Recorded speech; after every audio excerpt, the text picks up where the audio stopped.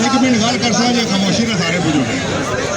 ठीक है खामोश हो जी खामोश बिल्कुल गल सुनो भाई सीधी गल है सब तो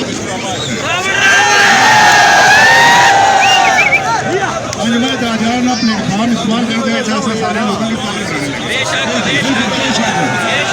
दो दिन का टाइम है असा सारे नहीं पता मोबाइल पर दस रहे बारिश हो चीज बारिश रुपए की अभी उन्होंने बारिश बम की है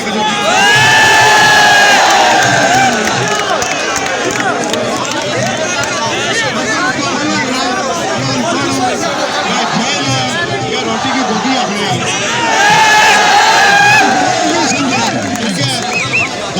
टाइम नहीं पूरा महीना टाइम जो अंजुमन का जो असा ना इंदा हड़ताल जितने सिर्फ असला नाम खराब करता है 2 दिन बाद मैसेज परसों और लोड शेडिंग कट्टी सी ईद दी छुट्टियां वैसे भी जरा लोड कट होना लोड शेडिंग कट्टी सी असा 2 दिन महीने से कह लाई कर सकता पागल है थे बेसा बिल्कुल बिल्कुल अगले दिहाड़े काम करसा या रोडा पर फिरसा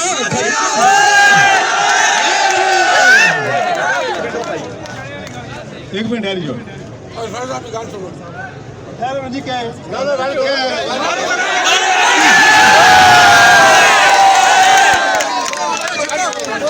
बाजारे नहीं रहा ताजिर कुछ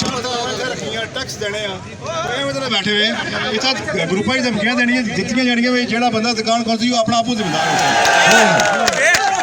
ठीक है कोई हड़ताल ना तलक नहीं थोड़ा टाइम देने और दो न देने मैं कम अज कम हड़ताल भी ना शामिल होना नहीं अपनी मर्जी है जो पागल बनने हो बनो नो बनने ना बनो ठीक है जी पागल कौन सारे